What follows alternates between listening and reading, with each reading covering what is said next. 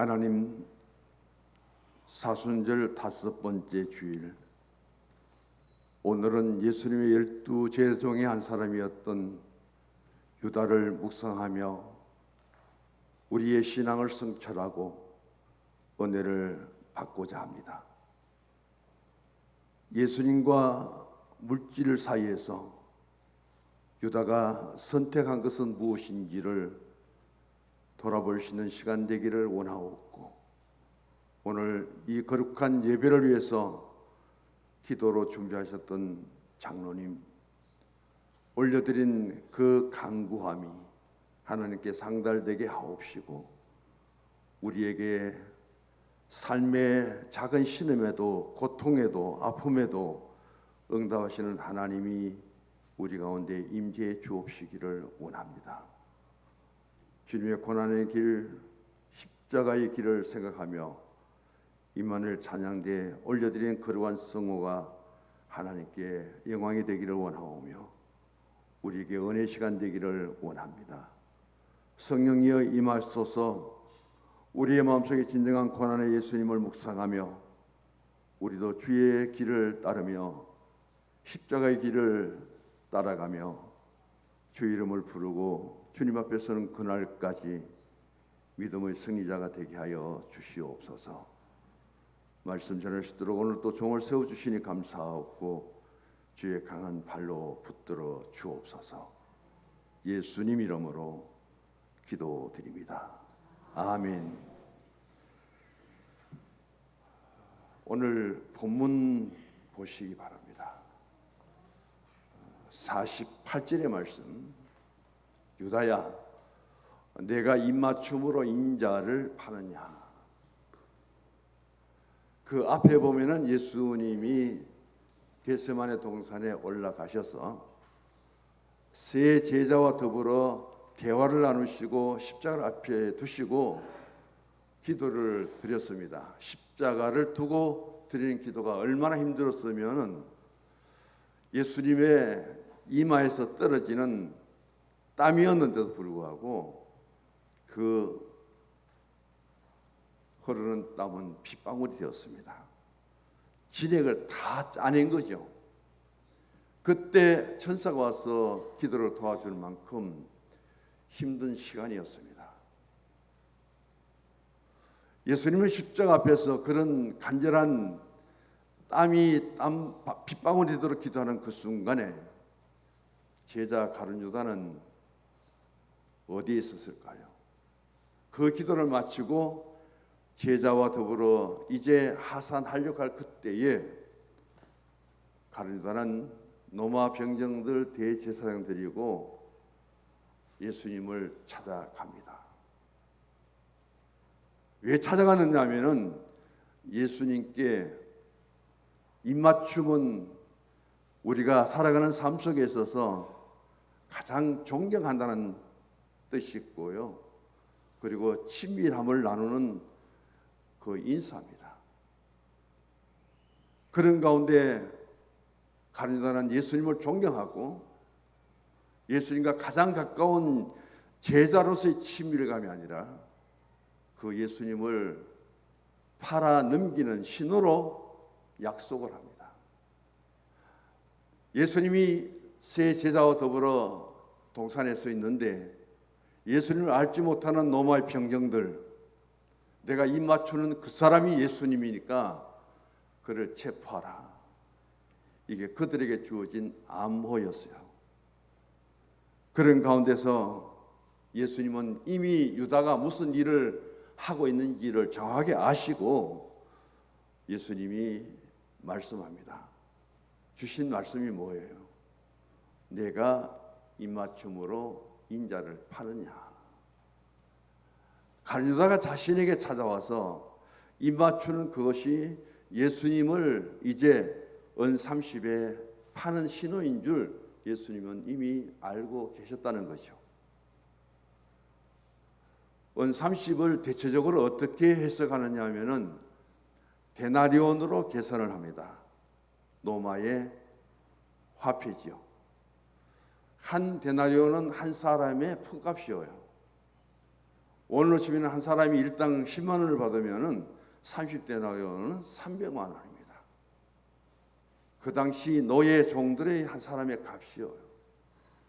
그 은 30에 예수님을 팔고 메시아 예수 그리스도를 배반하고 그런 일을 유다가 지금 실행하고 있다는 겁니다. 고난이 닥칠 때 다 피해버리는데 유다는 당당하게 예수님을 찾아옵니다. 찾아온 목적은 무엇이오요?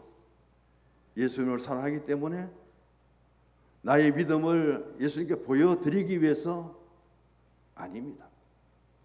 예수님을 얼마만큼 내가 배반을 하고 3년 동안 예수님을 따라다닌 제자의 길을 벗어나는 데 있어서 증거가 되어야 되잖아요. 나는 예수님 이제 따르지 않습니다. 제자를 그만두었습니다. 무엇으로 인정받을래? 무엇으로 증거를 할 거냐? 누가 그것을 믿어주겠느냐는 거예요. 대제사장들 앞에 그 믿음의 확증을 심어주기 위해서 내가 예수님을 분명히 팔고 예수님 판 돈을 내가 직접 받겠습니다. 이래도 내가 예수님 배반하는 거 못 믿겠습니까? 그런 뜻이에요. 철저하게 예수님을 배반하는 사건이죠. 사진 좀 띄워주실래요?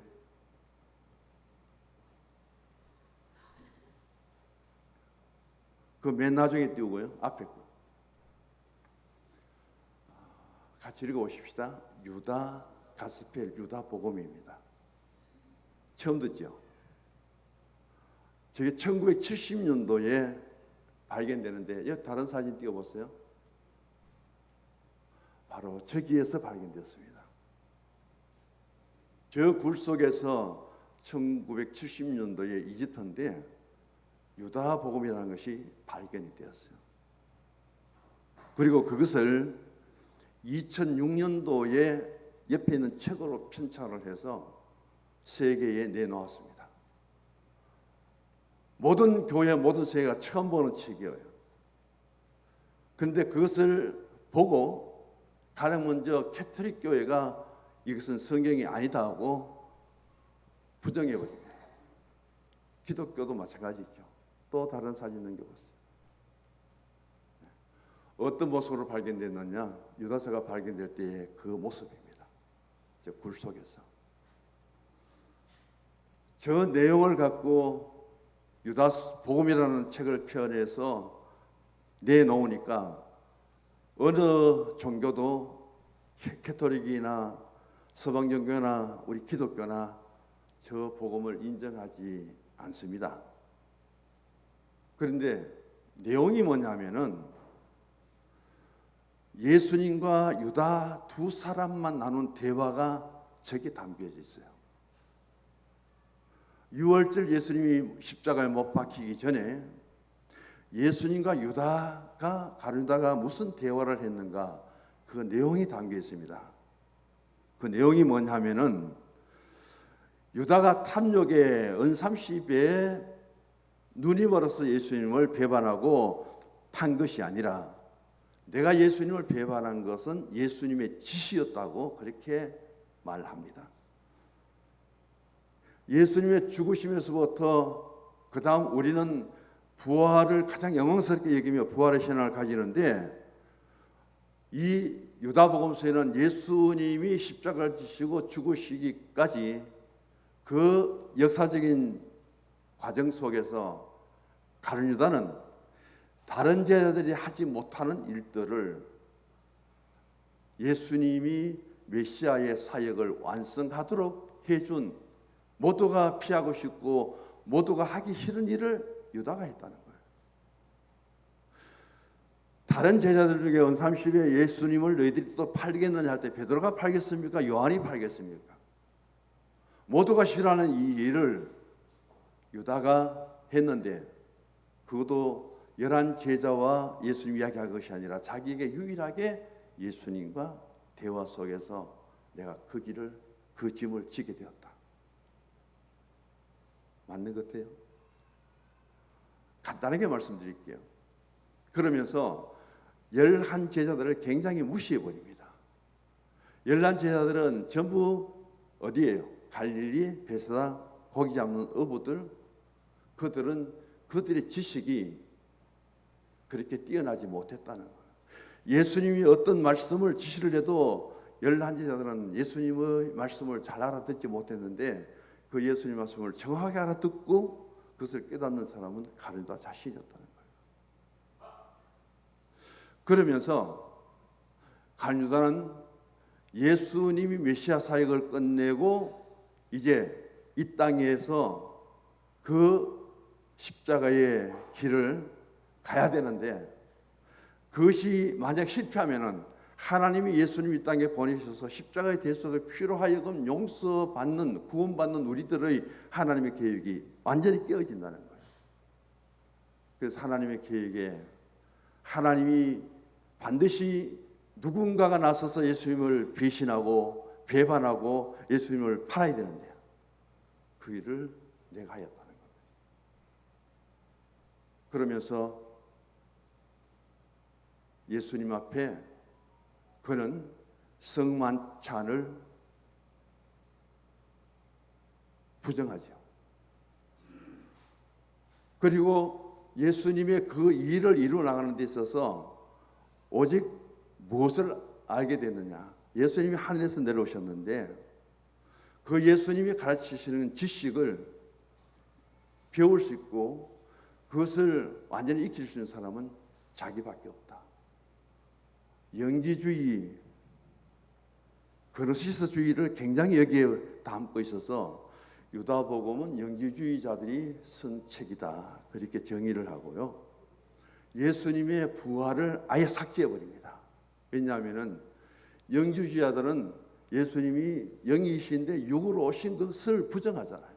가장 거룩한 영이 가장 물질세계 속에 더러운 인간의 몸을 입고 올 수 없습니다. 그런 예수님이 오셔서 육신적으로 그 일을 이루었어도 예수님의 다시 사심의 부활은 없다는 그들의 영주주의 사고를 통해서 예수님의 부활은 다 빼버리고 말았습니다. 이런 모순점을 안고 있는 저 유다 복음을 우리나라의 소설가입니다. 주보에 나왔죠. 김영년 이분이 13번째 사도라는 제목을 걸고 그 체감 속에 보시죠. 이 내용을 하여금 책을 썼습니다.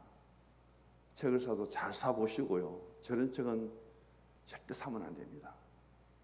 흑우 세계 속에 우리의 현실과는 전혀 벗어난 어떤 이상 세계 속에서 마음껏 들어가서 그 세계를 펼쳐갈 수 있는 것이 소설이에요.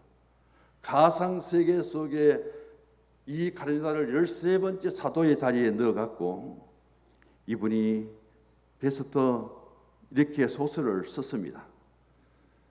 만약에 가룟유다가 자신이 가진 예수님에 대한 지식을 11제자들이 깨닫지 못하고 자기가 예수님을 팔고 배반하고 스스로 목숨을 끊지 않았다면 가룟유다의 그 사상을 책으로 집필했든지 저서를 썼든지 가룟유다는 대단한 자기 스스로를 드러내었을 것이다.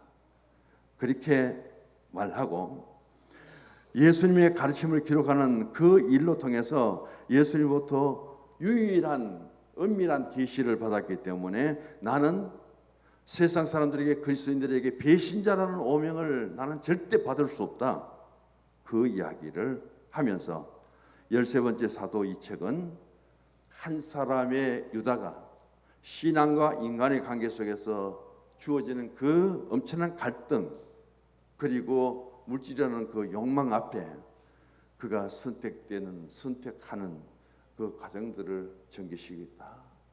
이 정도로 오늘 말씀을 드릴게요. 오늘 제목의 핵심은 예수님을 배반하는 것이고 예수님을 파는 것인데 오늘 입맞춤이라는 것을 한번 보시기 바랍니다. 성경에 보면 입맞춤이라는 단어가 많이 나와요. 이 입맞춤은 우리가 육신적으로 키스를 하라는 그런 말씀이 아니에요. 입맞춤이라는 것은 교회에 꼭 필요합니다. 모든 공동체 마찬가지예요. 어떤 안건이 나오면은 나는 이것을 이렇게 하기로 동의합니다 하고 거기에 제청합니다. 그 입 맞추는 거예요. 나는 이 문제에 대해서 이렇게 생각하고 이 안을 나는 동의합니다 할 때 아니요 하면은 그거는 입 맞추는 것이 아니에요. 교회 공동체 속에서 제가 목회를 하면서 한마디만 남긴다면은 당연은요 입 맞춤을 잘해야 됩니다. 교회 모든 운영의 공동체 속에서 당회가 결의를 해요. 그 결의를 원만하게 잘 기도 가운데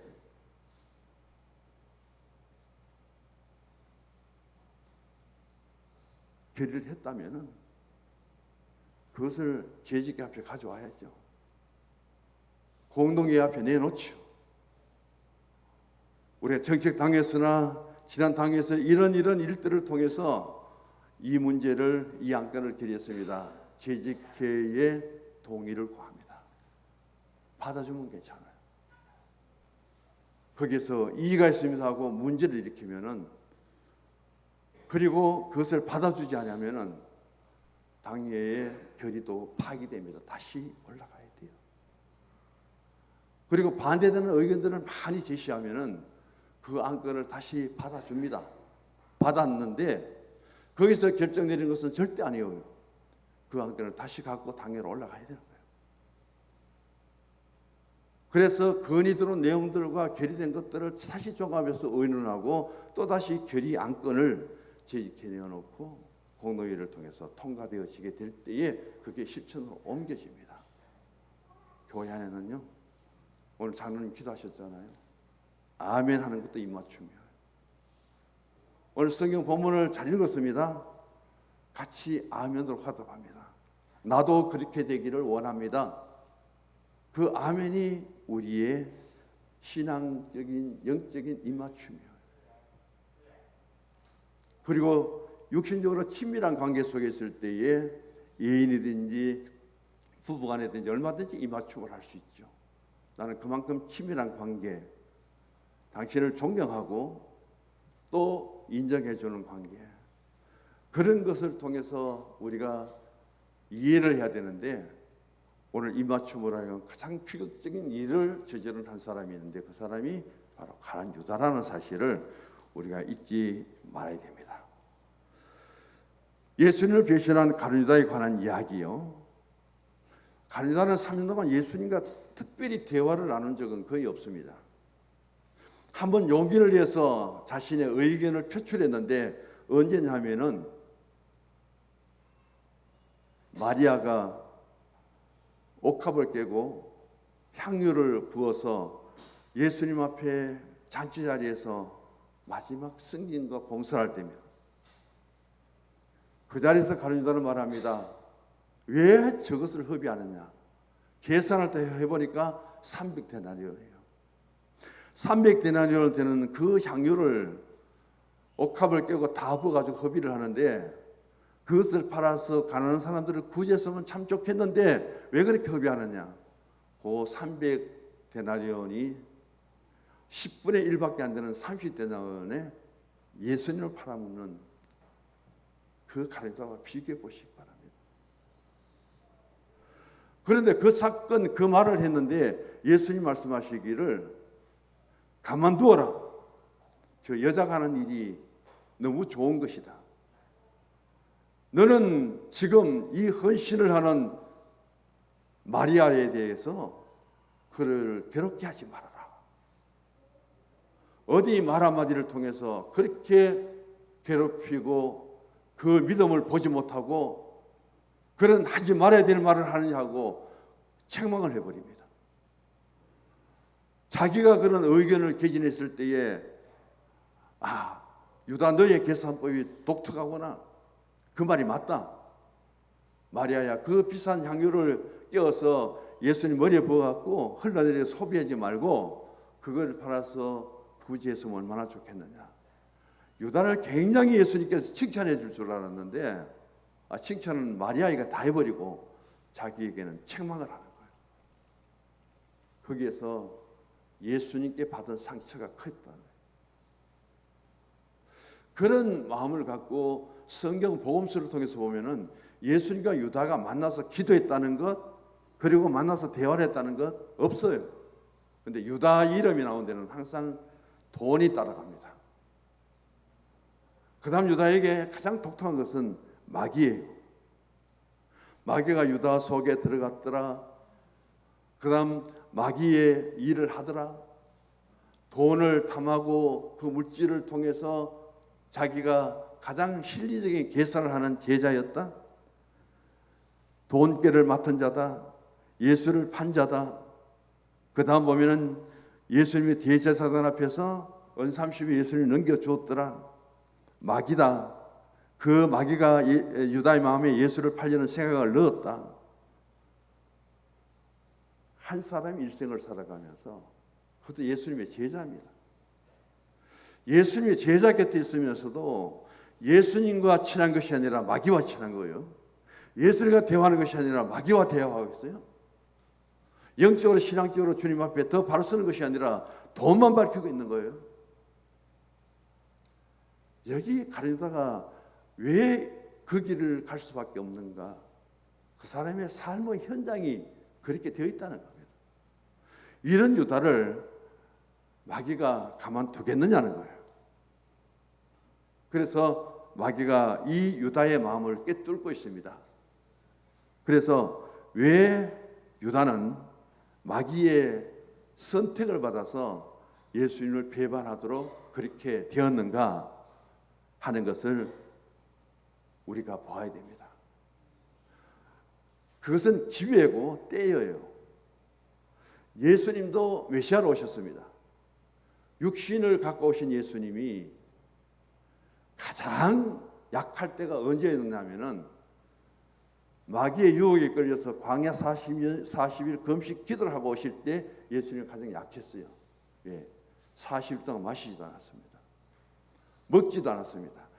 육신을 가진 우리 사람이 40일 동안 완전한 금식을 하고 그 상태의 모습은 가장 약해요. 그 약하고 어떤 의욕도 상실될 수밖에 없는 그때에 가장 바라는 것은 뭐겠어요? 시큰 배불르게 먹고 그 다음 목이 시원하도록 물을 마시고 그 다음에는 편하게 자는 것이 소원이겠죠. 그 기회를 누구보다도 잘 아는 것은 마귀였습니다. 그래서 마귀가 그때 예수님을 유혹하죠. 마태복음 4장에. 마귀는 언제든지 가장 약한 부분을 찾아오는데 우리가 에덴 동산에서 한번 보시기 바랍니다. 그 에덴 동산에서 마귀가 왜 아담에게 찾아와서 아담에게 대화하지 않고 하와에게 갔을까요? 그리고 하나님의 지시는 아담이 받았는데 아담은 하와에게 하나님이 선악을 알게 하는 나무 열매는 따먹지 말라고 철저하게 내게 명령하시더라. 명심해라 당신도 가르쳐야 되는데 아담은 하와에게 가르치지 못했어요. 하와는 그것을 모릅니다. 마귀가 와서 유혹을 합니다. 듣기는 들었거든요. 이 하와 약한 부분을 침투해서 결국은 이런 범죄를 저지르고 불신앙과 불순종에 이르도록 만들어 버립니다. 오늘 우리는 내가 신앙생활하고 있는데 어디 무슨 부분이 하나님 앞에 가장 내가 약할까? 그렇게 120년 앞에 홍수가 일어날 것을 예고받은 기상예보를 받은 노아는 모두가 시집가고 장하고 하나님이 인간을 이 세상에 지은 것을 한탄하고 가슴을 치는 그 순간에 방주를 짓고 노아 홍수를 피웠던 노아가요 어디에 약했느냐? 술 먹는 게 약했습니다. 포도 시커 먹고 불을 먹고 자는 실수를 범했죠. 노아에게 가장 약한 부분은 바로 술이라는 것이죠. 다윗과 삼손에게 가장 약한 부분은 뭐냐면은 삼손은 들리라고 그리고 다윗은 바세바예요. 삼손에게 들릴라의 사건이 없었고 그리고 다윗에게 바세바 사건이 없었다면은 이분들은 완전한 왕이고 이 땅에서 그리고 가장 하나님께 기획에서 받을 수 있는 사사였을 거예요. 그러나 이들에게 있어서 가장 약한 부분은 육신의 정욕이라는 겁니다. 그리고 아간과 아나니아 삽비라 갈릴도에게 있어서 가장 약한 부분이 뭐냐면은 돈에 약해요. 이 사람들에게는 돈을 갖고 접근하면은 그 돈 때문에 넘어가 버리는 사람입니다. 아간이 죽었잖아요. 아나니아 삽비라가 죽었잖아요. 갈릴도가 죽었잖아요. 예수 믿는 사람들 물질을 바로 가져야 되는 거예요.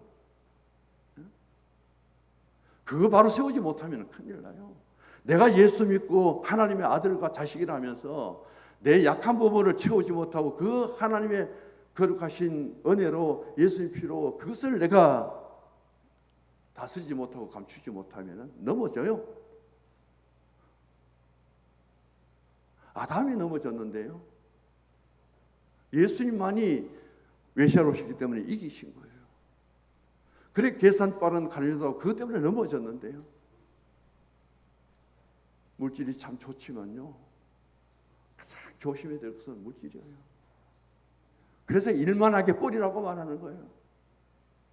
열심히 땀 흘려 벌고 내 노력으로 뭐 하는 것이지, 그렇게 일만하게 뿌리가 내게 다가오고 심어져 버리면은 신앙이 뭐고 다 무너져요. 이 갈릴도의 실패는 바로 여기에 있다는 것을 우리가 잊지 말아야 된다는 겁니다. 갈릴도는 예수님과의 관계 속에서 예수님이 자기를 주시해 보고 있다는 사실을 수없이 자기가 스스로 깨닫습니다. 성만찬 때 한번 보시기 바랍니다. 야, 이 중에 한 사람은 나를 팔리라 할 때에 주님, 나는 아니죠, 나는 아니죠. 묻는 사람이 누구예요? 갈릴도잖아요. 예수님이 자기에게 어떤 관심을 갖고 있다는 것을 가장 먼저 똑똑하기 때문에 알아요. 그래서 그걸 예수님께 질문합니다. 나는 아니죠, 나는 아니죠. 질문은 그렇게 잘하면서 왜 자기를 보지 못합니까? 질문을 그렇게 하고 나는 아니라 해놓고 왜 예수님을 팔아버립니까? 이게 신앙의 모습이에요. 오늘 우리가 살아가면서 참 신앙의 삶 속에서 어떻게 우리가 내 마음을 주님께 온전히 드리고, 정말 내가 예수와 함께 십자가에 못 박혔나니 그런 이제는 내가 산 것이 아니라 예수님이 살아주는 그런 신앙이 되어야 되고 삶이 되어야 되고 내 마음이 되어야 돼요. 그래서 수없이 많은 사람들은 예수님을 향해서 주여 주여 하는데, 이 갈릴도는 랍비여, 선생이요, 선생이요. 참 그의 입술을 통해서 예수님께 고백되어지는 신앙도 하나 없고요. 예수님에게 혹시나 자신의 잘못을 지적할까 싶어서 나는 아니죠 하고요. 예수님을 다 높이 그렇게 섬기는데 선생이요, 선생이 하고 예수님 앞에 랍비요. 한번 보세요. 마지막 예수님께 가서 이 맞출 때도 랍비요. 그게 제자로서 3년 갈릴도가 마지막 해야 될 일입니까?